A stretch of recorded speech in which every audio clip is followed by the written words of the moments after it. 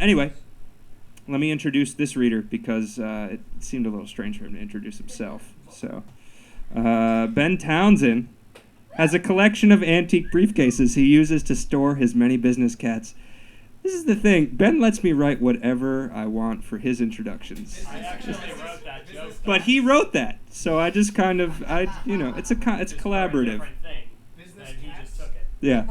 Yeah. He has many business cats. Everybody loves cats. He will also be performing a prose piece this edition of the reading series called "Oh My Sweet Goodness," about a young girl who gets addicted to gambling. Please, let's have a warm welcome for our host, Ben Townsend. Oh no, you guys are too good to me. Too good. You guys might recognize me from my hosting work and that banter that just happened. I'm reading. This is the first time I've ever premiered this piece. It's called redundant. But this is the premiere of this piece. It's called "Oh My Sweet Goodness." When Felicia received $4,000 in cash gifts for her college graduation, she began to gamble with the money almost immediately. It wasn't out of a desire to actually win anything. Her life was just stupid and boring. She needed something to fill her days. Her original plan was to get an apartment in Chicago after college ended. She went to school outside the city in Evanston, and she was from a town on the lake not far to the north called Racine. But she wasn't allowed to stay. Her mom had gotten remarried during her junior year and moved halfway across the country to Connecticut. But Felicia couldn't find a job after graduation, so she moved in with her mom and her stepdad in Greenwich. She had the whole guest house to herself. It wasn't a terrible place to live, except for the fact that she didn't know anybody and there was absolutely nothing to do. Felicia knew that betting with her graduation money was pretty much the definition of a bad idea, but at least she wasn't into games that were just dumb luck, like slot machines and roulette. She played online poker, which required actual skill. Her father had taught her. He used to talk about poker all the time. There was a lot of mornings that he would tell her about hands that he'd won or lost the night before, pulling out a deck of cards to demonstrate. That was before he walked out one day and disappeared forever, a week before her 15th birthday, proving that all the things her mother had ever said about him were true. The $4,000 in gifts felt tainted anyway. It mostly came from people she had never met. Her stepdad invited a bunch of his friends and neighbors to a large graduation party he threw for her in the enormous backyard of his enormous house. They handed her envelopes stuffed with checks that featured different misspellings of her name, including Felica, Felicia with an SH, and someone even wrote Felicity, apparently mistaking her for a stripper. These people she didn't know kept speaking to her in a quiet, worried tone. It was 2009, when the whole world was still freaking out about whether banks and money were even real. Every conversation went the same way. First they would congratulate her as if they were offering condolences, and say what a shame it was that she had to be graduating now. Felicia would shrug and smile, then they would ask if she knew what she wanted to do. When she just shrugged and smiled again, they would assure her that she would figure it out eventually in a way that didn't really sound like they believed what they were saying. Even Uncle Aaron, her favorite relative, who was always in such a good mood, sounded doubtful about her future. "Finding work is tough for young people," he said, shaking his head. "Everybody's fists are getting tighter. The whole job market is a war zone right now." "A war zone? Well, I'm glad we're not being too dramatic about it," Felicia replied, speaking as she always did in a flat, expressionless voice that a lot of people mistook for bitterness. But Uncle Aaron knew her sarcastic sense of humor and laughed, saying she was a good girl who would make it just fine in this world.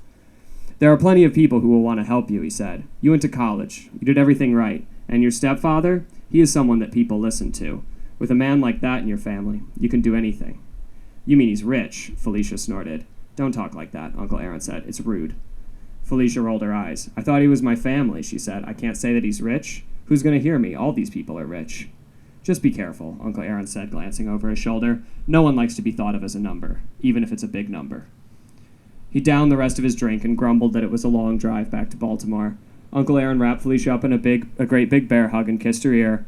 As he walked away, she noticed that he'd slipped a folded envelope in her pocket. Inside was a crinkled $20 bill and an old Polaroid of her dad from when he was a much younger man. He was wearing a Hawaiian shirt, holding a hot dog up to the camera and looking over the top of a pair of sunglasses with a cigarette hanging off his lip. Felicia looked out across the white tablecloths loaded with food and the waitstaff floating around in bow ties. She didn't want help from her stepdad. He was a corporate lawyer who worked with banks, which sounded like it was probably evil. Felicia didn't have any idea what she wanted to do, but she didn't want a free ride. There had to be some worthwhile work out there that only she could do. Felicia thought graduating from college would be liberating. Instead, moving out east to Connecticut was like being captured in the wild and waking up inside a zoo. There was nothing to do all day except look up at the clear blue sky and wonder how the hell she was going to escape. A few times she chatted online with friends who were still living in the Chicago area. They claimed to be as bored as she was, but a couple of people posted pictures of themselves chilling on the beach and standing around bonfires. Felicia took the opportunity to visit New York for the first time in her life. It was cool, even though she was by herself.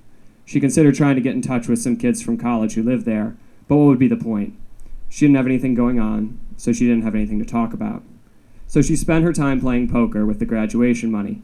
Just a little at first, but without much else to focus on, Felicia was soon spending the entire day in the guest house. She gazed in the computer screen and clicked through bet after bet on the poker site. The real problem wasn't so much that she kept gambling, it was that she kept winning. She started with the lowest buy-ins, but she almost immediately hit a hot streak and her bankroll kept growing. Within a couple weeks, she had almost $30,000. Felicia didn't have the slightest idea how she managed to win that much. It just sort of happened, one hand at a time. The game brought out a competitive edge in her, a sense of pure triumph that she'd never really felt before. Before she really got into the online poker scene, she'd chosen the screen name Anti-Girl. Anti, like the anti in poker. All the other players on the site were mostly boys, and they would mock Felicia endlessly by telling her not to get too emotional with her bets or asking if she was on her period. It made taking their money all the sweeter. She tried not to think about what the $30,000 could buy. Her mind would occasionally drift into a world where she moved back to Evanston and spent what was left of the summer sprawled out in the sun next to the lake she'd lived on her whole life, the one that was so large it looked like an ocean. It wouldn't be in the least bit sustainable, though. If she actually began to rely on gambling to make a living, then Felicia would just be like her father, and that was unacceptable. None of this counts, she'd whisper after winning a hand, and she believed what she said as long as she kept repeating it. But convincing herself that the money wasn't real did not make walking away from the game any easier. She wanted to stop playing, but it seemed idiotic to quit while she was still winning. It got to the point where Felicia would go to bed every night swearing to herself that tomorrow was the day that she'd finally stop wasting time on poker and do something real and productive instead. But then she'd wake up the next morning, open her laptop, and start playing hands before she'd even brushed her teeth. That's around the time that the emails started. They were from her mother, who would send her links to articles about things like new jobs and social media. Mostly Felicia would respond with a single word like thanks or huh. Sometimes she would just direct them straight into her trash folder. The more Felicia tried to ignore the emails, though, the more her mother sent. Pretty soon, 4 or 5 of them were showing up in her inbox every day. Each one made her feel a little more humiliated than the last. She knew her mom was only trying to help. Everyone was only trying to help. And that would be great, except she didn't want to participate in some parentally approved plan for a future. Just thinking about it was exhausting. There was a part of Felicia that desperately wanted to show her mother how much money she was winning at poker. Obviously that would be a disaster, but maybe it would make her stop with all the pressure. What Irina needed was for people to leave her alone for a little bit so that she could focus on her life. She knew that the first thing that she had to do was stop gambling, but she didn't stop. She kept playing, and she kept winning. Part 2. It was a painfully typical June morning. Felicia was in bed, her head... Oh, no, it's a July morning. The timeline is actually somewhat meticulous, so it's a July morning, just so you know. Felicia was in bed, her head propped up by a pillow to see the laptop perched on her stomach.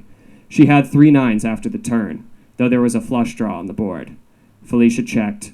A particularly annoying player called Bigfoot USA raised big. She called. The river flipped. He only had a pair.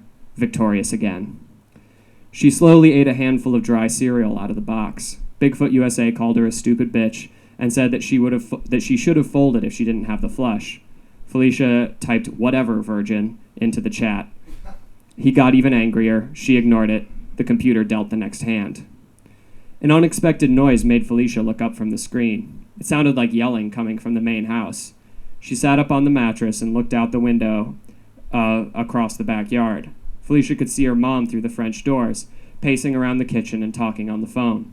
Something must have really made her upset. She was usually so laid back. The two of them had hung out a couple nights ago.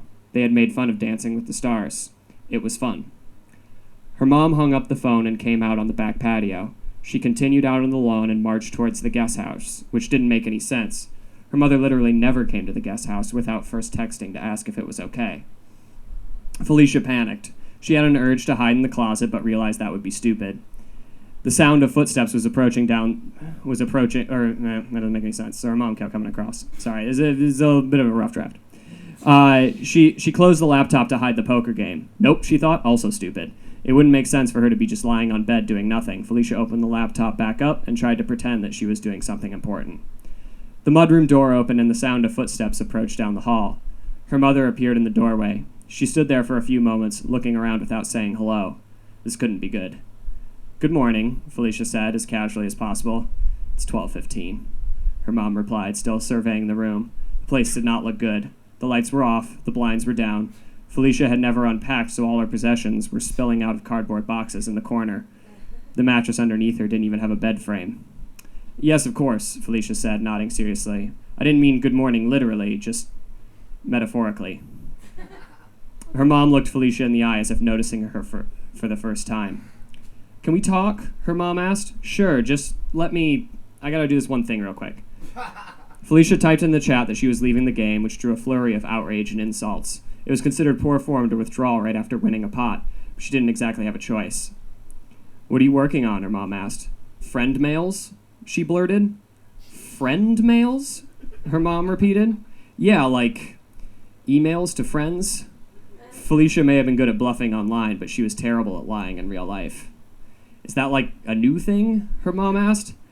"No, not really," said Felicia and shut her laptop. "What did you want to talk about?" "I just want to talk." Her mom came over and sat down next to Felicia on the mattress. "You have such pretty hair," she said, pushing a few flyaways from Felicia's face. "Oh, not really," Felicia said, suddenly feeling like a mess. "Yours is better. I don't take care of mine." "Yeah, I'm the kind of person that has to do so much to take care of herself. Not like you. You're perfect, and you don't even have to try." Felicia looked down at her sweatpants and t-shirt. "Living the dream, I guess," she said with a shrug. Her mom rolled her eyes and laughed. Felicia wasn't sure what was about to happen. Everything seemed fine, but her mom had always been good at hiding the truth behind casual small talk. "I just had the strangest thing happen," her mother said. "I got into a fight with your stepfather on the phone." "About what?" "You, actually." "Ah, of course," Felicia deadpanned. "I assumed as much. But what is it? Was it anything specific or just generally me as a person?" "Well, he has this idea that you'll be an intern at his law firm," her mother said, ignoring the sarcasm. "He wanted me to ask you to do it, but I knew you wouldn't." "An intern?" Felicia said in genuine bewilderment. "Why?" "I know, it's absurd, but he's so convincing. He kept saying you're at a critical juncture and it's important for you to do something." "I am doing something," Felicia said defensively. "Well, that's what I told him," her mother assured her, putting a hand on Felicia's arm. "But like I said, he's so convincing. He told me everyone believes they're doing something, but a lot of kids do nothing all day and think it means they're free." "Really?" Felicia said, feeling a slight twinge of panic. "And what did you say?" "Oh, I just called him a bastard. Arguing with him is impossible. He's got an answer for everything." Felicia wondered if she was going to get kicked out of the guest house. She thought about all the money in her account on the poker site. Chicago was just a plane ride away. "Would it be terrible if I asked you to do me a favor?" her mother said. "Could you give him a call at his office and tell him you don't want to do the internship? You're so much more clever than I am. You can explain things better." "I guess so," Felicia said. "In a little bit, though. I gotta finish something." "You're so good, sweetheart," she said. She stood up and kissed Felicia on the forehead. "I'm very lucky to have you as a daughter." Felicia watched through the window as her mom went back into the main house. The scent of her perfume lingered among the old pajama smell of her sheets. The combination reminded Felicia of being in her parents' bed when she was a little kid, back before any of this stuff mattered. Well, shit, Felicia thought. That didn't go well. She opened up her laptop and logged back onto the poker site. All she had to do was win a few more big hands. After that, she'd close down her account and give up playing for good. She ended up in a game with Bigfoot USA again. He started teasing her immediately. She stayed off the chat and waited for a good look to come her way. Felicia chased a few hands she'd normally fold and did a few low-stakes check raises. It was unusual play for her, but a lot of these players knew her pretty well. Sometimes the only way to stay unpredictable is do something without knowing why. Within 15 minutes, a nice opportunity fell in Felicia's lap. Bigfoot USA was the only other player in the hand, and Felicia had a flush on the turn. She'd been taking a long time with all her bets to make it seem like she only had a high pair. The river turned. Bigfoot USA checked. He probably had something, but it probably wasn't better than her flush. Felicia raised. He immediately went all in. She took a long moment to consider what to do. He could have the full house. The pot was huge, bigger than anything she'd ever won or lost. He wouldn't have checked on the river with a full house. She finally decided to call. The electronic cards flipped over. Bigfoot USA did indeed have the full house. He'd hit it on the river. A bad beat. Felicia had just lost $15,000. He launched into a very detailed description of how she had just put his entire dick in her mouth. He asked if she had enough room to fit his balls in her mouth too. Felicia shut the computer. Well, shit, she thought. That didn't go well either. After the initial shock of losing wore off, Felicia decided not to play another hand. She figured it was probably best to avoid online poker for as long as possible. It wasn't worth the risk. When you really need the money, you lose all the luck you need to win it. Felicia slid the laptop under her pillow and went into the bathroom to take her first shower in however many days. As she stood under the hot water, the cards from the losing hand replayed over and over in her mind. She should have known that he had the full house. She'd gotten too emotional. $15,000 was a lot of money to lose on a stupid mistake. Or for any reason. Enough to buy a car. Enough to buy a lot of things. Felicia started to feel dizzy. The steam from the shower suddenly became thicker and harder to breathe. It felt like she might pass out. She stumbled out of the shower, her feet almost slipped on the hard tile floor, and she caught herself on the sink. Felicia inhaled deeply and let out a long, trembling sigh. The cool air helped clear her head. She looked up and saw herself naked in the mirror, her face almost completely hidden behind dark tangles of wet hair. None of this counts, she said. Part 3. Felicia had always been afraid of the phone, ever since she was a kid. There was something creepy about speaking to a faceless voice that came out of a plastic machine. The worst was making a call. She hated the mechanical ringing sound and the tension of waiting.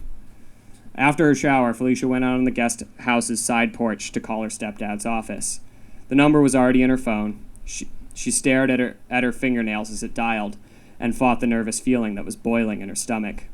The receptionist was nice. She put Felicia on hold. The music was some kind of classic rock. It played for less than 2 seconds before her stepdad picked up. "Felicia," he said, "I'm glad you called. How are you?" "Golden," she said. "You?" "Not so good, since you mentioned it. I got a little problem that I was hoping you could help me with." "What's that?" Felicia said, trying to picture what his desk looked like. "I had an awkward meeting this morning. You see, my law firm provides services for some big banks. A couple of our clients have been ordered to freeze the assets of 2 account management companies because they were involved with some pretty serious crimes. Like illegal stock trading or whatever," she said. "I don't really know anything about that stuff." "No, not quite. They were circulating revenue for internet poker websites," he said in a stern tone. "Do you know anything about that stuff?" The rims of her ears all of a sudden felt white hot and her throat seized up. Not exactly," she stammered. "Yeah, I don't either. So imagine my surprise when the other partners call me into an office and tell me that my, what is it called?" He shuffled some papers. "IP address. My IP address is under investigation because there's a bunch of internet poker happening at my house." "I thought we were going to talk about an internship," Felicia said hopefully. "I'm getting to that. So I told them that I would figure out what's going on. It wasn't me on the gambling websites, so it had to be you, your mother, or another person in my house that I don't know about. And after thinking about it for a few minutes, I came to the conclusion that it was probably you." "How do you figure?" "Because you're young," he said offhandedly, and internet gambling is a dumb thing to do, and young people do dumb things because they don't understand the risks." "I understand risks," Felicia spat back at him. "I didn't know this would happen, but even if I had known, I still would have done it anyway." All right, her stepfather said gingerly, as though dealing with a delicate, scared animal. "Let's just take a minute and calm down." "Do not tell me to calm down," she fumed. She didn't care if he kicked her out of the house or had her thrown in prison. She hated when men talked to her that way. Her stepdad heaved a big sigh. "Look, you got me all wrong," he said. "I don't want to get you in trouble. Your mother's not going to find out. I want to help you, understand? I want to help. How? Felicia said skeptically. Just come into my office tomorrow. I want you to meet this girl that works here, her stepdad pleaded. Her name's Maya. She's a real smart girl, like you, beautiful and smart. I think you could learn something from her. She'll tell you about the internship, and if you don't want to do it, that's fine. No hard feelings. I just want you to meet her, please. What about all the, criminal charges and stuff? Oh, don't worry about it. It's my job to make stuff like that go away, he said. But I need you to stop. No more internet poker. I was going to stop anyway, she said, knowing he wouldn't believe it. That's a good girl, her stepfather said. I'm sorry about what I said before. I'm not very good at all this parent stuff. You're so pretty and smart. You could do anything. I just want what's best for you. You know that, right? I know, Felicia said with a sense of defeat. Great. Tell your mother I won't be home tonight. I got a lot of work. Her stepfather hung up. She looked up and held a hand against the blinding sun. Bugs were buzzing back and forth over the lawn. The afternoon was starting to get muggy. Well, shit, she thought. This is not my day. She squinted in the direction of the main house. Her mother was standing in the window, watching her. She'd probably been there this whole time. Felicia turned around and went back inside without acknowledging her. The air conditioning felt amazing. Felicia wandered back into her room and crashed down on the mattress. She pulled the laptop out from under her pillow and opened it up. Normally, she would have tried to take her mind off things by playing a few hands. The only other site she ever looked at was her email. There was already a message from her stepfather giving her a where and when.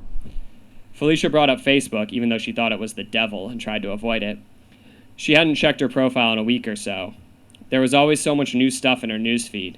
People used to post too much before, but everyone had gone on a posting bonanza since graduation. It was amazing how many times a bunch of underemployed 22-year-olds could ask each other what was going on. 2 people had actually posted on her wall, which was unusual. One was an article from some boring girl she knew in the dorms. The other was from Josh. Hey, what up, you in NY? It's like text speak. It was surprising to hear from him. Felicia and Josh had hooked up once about 3 months ago. She'd kind of asked him if he wanted to keep hanging out, and he'd kind of said no. Felicia didn't even know he was living in New York. He must have gone to her profile and seen that picture of the new Highline Park that she had put up after her trip to the city. Why did he leave a Facebook post, she thought. Doesn't anybody text anymore? Felicia went to Josh's profile and clicked through his pictures. He was an arrogant guy, but he was cute. Good eyebrow shape. She went back to his post on her wall. It was hard to know what he was trying to say from just a single sentence. Felicia wasn't really sure how to respond. She pressed the like button, which she'd only used a few times before. Almost immediately, a chat box popped up. Hey, said Josh. Felicia was stunned. Hey, she replied. What's up? NM. Means not much. He said, so you live in an NY?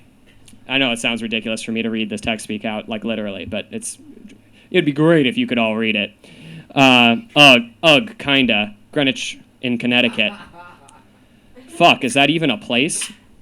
Not really, she said. Gonna be in the city tomorrow, though. Some internship thing. Oh, shit, he said. I'm probably gonna be hanging out in Soho with my friend all day. You should text me when you're done. Felicia tried to think of the coolest way to respond. "'Kay," she said. Cool, Josh wrote back. Gotta run. See you later. The little green dot next to his name disappeared as he logged out. Felicia shut her laptop. Maybe it wasn't the worst day after all. Part 4. Felicia rode the Metro North into the city the next morning. She'd taken it once before on the day she played tourist. The whole experience was different during the morning commute. So many people got on. A lot of them looked really sad, but there seemed to be something important about their sadness. A secret glue keeping the world from falling apart. The train trip into New York felt like getting eaten, she thought. It was as if the Metro North was the esophagus that took her down to Grand Central, where she was digested and released into the bloodstream of the subway. Or maybe she was just really tired. She hadn't been up this early in literally over a year. She came out of the subway at a place where there was a giant church in the shadows of even larger skyscrapers. It was a breathtakingly majestic scene, but Felicia didn't want to seem out of place, so she kept her eyes down. She navigated her way through the buildings and found the one where she was supposed to go, One Liberty Plaza. The elevator up was surprisingly fast. The receptionist, who was nice again, directed her down a softly lit hall to a conference room where she was instructed to wait in a chair along the big table. She messed around with a puzzle app on her phone. It was the little dull moments like these that made her miss playing a real game. The door cracked open. The woman who must have been Maya popped her head in and smiled. Her bright red blazer stood out against the conference room's dull office tones. She was holding a plastic bag and a cardboard tray with 2 paper cups of coffee. "I hope you haven't eaten," she said. "No, not today. I have before, in my life," said Felicia, attempting a joke. It didn't get a laugh, much like just now. Everything she said to strangers was always horrifyingly awkward. Maya came in and introduced herself. She was in her mid-20s and Indian, though she didn't have the kind of British accent that Indian people sometimes have. Felicia could smell the cigarette that had clearly just been smoked. "Did you have any trouble finding the place?" Maya asked as she started to unpack bagels from the plastic bag. "It was pretty easy," Felicia said. "This is like the biggest building I've ever seen." "Yeah, it's really great," Maya said with a big fake smile. "I like sitting in a little park out front." "I can imagine," Felicia replied. She grabbed one of the bagels. They were both whole wheat, which was disappointing. "So, before we get started, do you have any questions for me?" "I guess my only question would be, what is happening right now?" said Felicia with a reluctant smile. "I don't really understand what this whole internship thing is." Mostly it's reading boring stuff," Maya tried to reassure her. "You were an English major, right? You probably have lots of experience reading boring stuff." "That's true," Felicia laughed. It was weird to hear that she had experience for something. "But that's not what's really important. Working in a big law office like this, or any other big player in finance, it takes a certain kind of person, and not necessarily the kind of person you would think." "Okay," Felicia said. She sipped her coffee and peeled the top off a tub of cream cheese. "Take myself, for instance," Maya continued. "I certainly wasn't handed anything. My family came from India. They were poor over there, and they were just as poor over here. But my father worked hard, made sure we had a good home. We lived in a good area, and I was able to go to one of the best schools in Texas, which is saying something. All my friends were well-to-do and white, like yourself. I joined the tennis team with all my friends, and in no time I was the top player. Before you knew it, I had a full scholarship to play at a top university. You know, a lot of people dismiss college athletes. They say, well, what will these people do with their lives? Because honestly, how many of them go on to play for any real money?" After a slight pause, it became clear Felicia was expected to answer. She shrugged. "Hardly any," said Maya. "But they get an education, don't they? I got a big scholarship, and it's a great place to meet people. Athletes are driven. Many of them go on to do great things. You make some very useful contacts in tennis." "Uh-huh," Felicia hummed through a mouthful of bagel. Maya was fascinating to watch. Her hands moved all over the place. The red of her lipstick matched her blazer. Felicia wished she had nicer clothes to wear. "But it turned out that tennis was not for me," Maya sighed, reaching for the cream cheese. "I was on the college varsity team 3 weeks and blew out my knee. At tennis, can you imagine? An old ladies' sport." "These things happen," Felicia said. "They most certainly fucking do," Maya nodded enthusiastically. "But did I quit? Of course not. I mean, I did quit the tennis team, but I didn't give up on my life. Instead, I had my first cigarette," she said with a guilty smile. "Then I looked at all my options and decided to apply for business school. I graduated, got a job at a great financial firm. Before you could say backhand, I had a huge apartment in Midtown and was going out every night, living the dream. But let me tell you, when you have some success like that, it can get inside your head. I let it get inside mine, I'll admit it. That's why I like this job. Keeps me grounded. But back then, though, I had no idea what life was worth. The big crash came and everyone lost their nerve. But I kept on going like nothing bad would ever happen. Pretty soon, I lost my job, all my friends turned to ghosts, and I was covering my rent, which was not cheap, on a credit card. I lost everything, just like that." "But it wasn't your fault," Felicia said, thinking about her own misfortunes. "Once you're not a kid anymore," Maya countered, "everything that stops you from making money is your fault." "Needless to say," she went on, "shit very promptly hit the fan. Everything fell apart. But did I quit?" No," Felicia offered tentatively. "Oh, yes, I did. I moved back to Texas to lick my wounds, but it helped me reconnect with my family, which is what's most important in life. I talked a lot with my father, and he helped me realize that losing my job was just the tennis injury all over again. It was a plan deferred.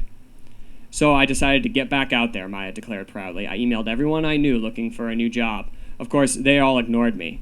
There are always going to be people telling you no, but you can't let it stop you. You push forward. You adapt."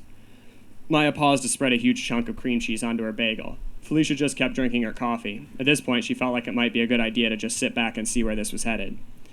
Stepfather was the only person willing to give me a chance, Maya confided as she threw aside the plastic knife. We had only met each other once, and he remembered me. He said he needed someone like me to talk to certain clients. I was the perfect person for the job. Well, that was lucky, Felicia said. It's a two-way street, Maya told her. He was lucky too, but that I needed somewhere to go. Fair enough, Maya said. So did you have to get any legal training? You said your degree is in business. I don't do finance anymore. I mostly just assist your stepfather with his paperwork and other tasks. Wait a minute, Felicia insisted, holding up a hand. Are you telling me you're his secretary? Personal assistant, Maya corrected. What exactly is this internship? You'd be working with me, providing whatever's needed to keep this place running smoothly. Felicia fell back in her chair and went limp.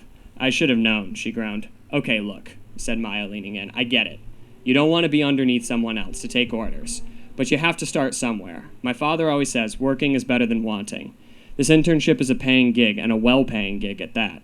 It'll give you something of your own. You aren't free if you need someone else's money. Maya looked somewhat desperate. She wanted Felicia to believe her so badly. They held eye contact for a few seconds too long. Do you want to go have a cigarette? Felicia asked, even though she didn't normally smoke. Anything to get past this moment. Thought you'd never ask, Maya said. She smiled and ripped a big piece of bagel off in her mouth. The two of them stood up to go, but Maya accidentally swallowed some of her food down the wrong pipe. She doubled over, coughing. Are you all right? Felicia asked.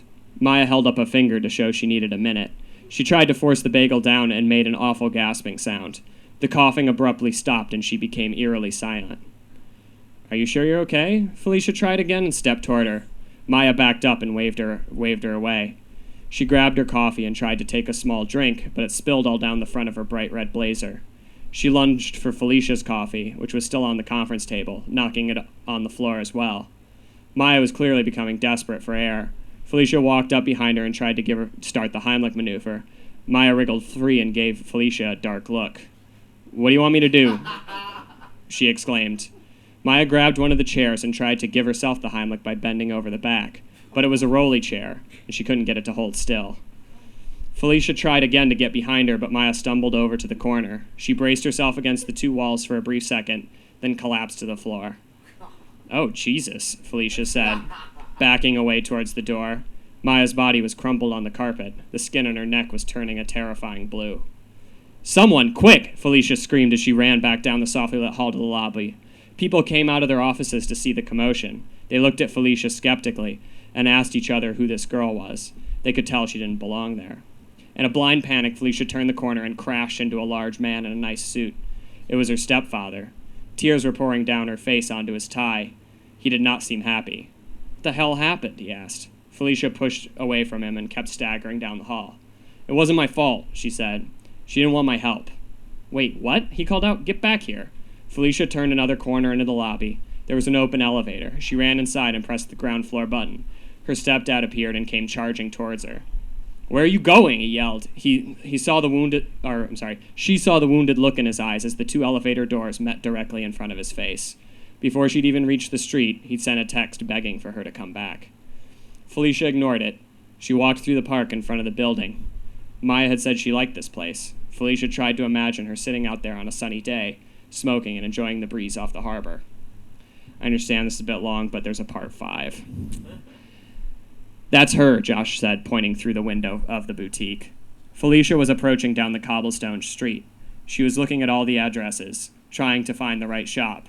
Josh had gotten a text from her 15 minutes ago, asking where she could meet him. It looks like she's been crying, Liz said, looking over his shoulder. She was holding a dress on a coat hanger against her front and studying her reflection in the mirror. Yeah, it kind of does, Josh said. Who is she? Liz asked. Just some girl from college.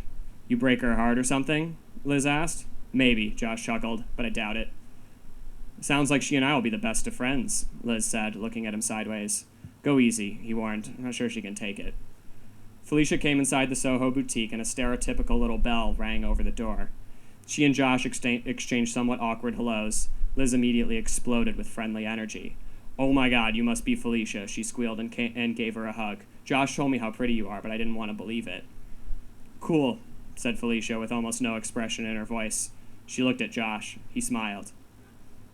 Are you ready to do some shopping? Liz asked. I have the perfect thing for you to try on. Liz handed her a little dress covered in flowers of every color. Felicia let herself get ushered into a dressing room. She felt like anybody could have convinced her to do anything. She came out into the main shop. Liz had apparently talked Josh into trying on a dark blue suit and a thin red tie. He was adjusting it and checking out different angles in the mirror. "Can't believe how well this fits," he said. "I don't even think it needs to be tailored." "Felicia, doesn't Josh look sexy?" Liz asked. Josh flashed a big cocky smile and made a ta-da motion with his hands. "The suit looks sexy," Felicia said, not wanting to give him the satisfaction. "Oof," he said and put a palm against his chest. "You're killing me." Felicia's face went cold. She turned her back on them and went over to another mirror. It really was a nice dress. Are you okay?" Liz said, but got no response. Felicia examined all the little flowers. She had no idea how they made dresses like these. Probably not with a machine. They did it with the old-fashioned way, by hand. "Yoo-hoo!" Liz tried again. "What's happening over there?" Felicia spun around. "I'm going to buy this," she told them. "I like it." "Awesome," Liz said. "And that," Felicia continued, pointing to Josh's suit. "I'm going to buy that. For you." Josh and Liz laughed. Felicia didn't. "Wait," Josh said, glancing down at the suit and then back up. "For real?" "For real," Felicia said. "Oh, okay," he said, a little mystified. He held his arms up and looked over the fabric again, getting used to the idea that it was his. "Can I get sunglasses, too?" he asked, testing his luck with another grin. "Good idea," she said, and smiled back. There was a silence for a few seconds as the two of them stared at each other. "What the fuck?" said Liz, but no one else seemed to notice her. After purchasing the clothes and the sunglasses, Felicia figured she still had about $12,000 in her checking account from the poker winnings. She didn't bother to take her old stuff with her. It was ugly anyway. The three of them walked out of the shop and started sauntering down the street. It was shaping up to be an amazing day, not too hot. The sun came down in streaks from the small trees planted in the sidewalk. The only person talking was Liz. "It's pretty weird to just randomly buy someone a suit," she said to no one in particular. "I mean, it's fine. It's just the sort of thing a stalker would do."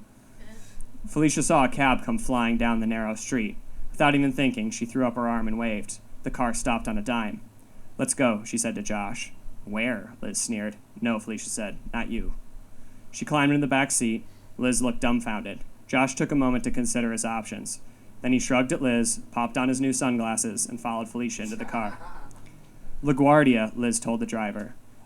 She knew there were two airports, but she couldn't remember what the other one was called. The driver nodded and the cab blasted off. "Where are we going?" he said, suddenly sounding like he might regret this. "How do you turn this thing off?" Felicia said, poking at the squawking little television embedded in the back of the seat in front. Josh pressed the button. It muted. Felicia asked him what he'd been doing since graduation. She kept questioning him all the way to the airport, making him talk about himself, even though she wasn't really listening. They walked through the automatic sliding doors into the terminal with big windows and high ceilings. It was kind of empty. Felicia led them up to a ticket counter. "Las Vegas, please," she said. What name is the reservation under?" the attendant asked. "No reservation. I want to buy a ticket right now. To Vegas." "2 tickets," Josh chimed in. "First class." Felicia smiled at him. He was playing along perfectly. The attendant, however, appeared genuinely concerned that this was some kind of prank. "You heard him," Felicia told her. The attendant unleashed a storm of typing on her keyboard. You're in luck," she said. "There's a flight leaving in just over an hour." "Luck's got nothing to do with it," Felicia said. Airport security was a little stubborn about letting them through. They wanted to know how old they were, where their luggage was, and why they didn't have return tickets. Josh ended up calling them a bunch of fascists and ranting about how this was America. Maybe it was just the fact that he was wearing a suit, but it worked. They continued on toward their gate. Felicia stopped at the store and bought a bunch of magazines. They were seated almost immediately. The inside of the airplane felt like it was its own secret chamber.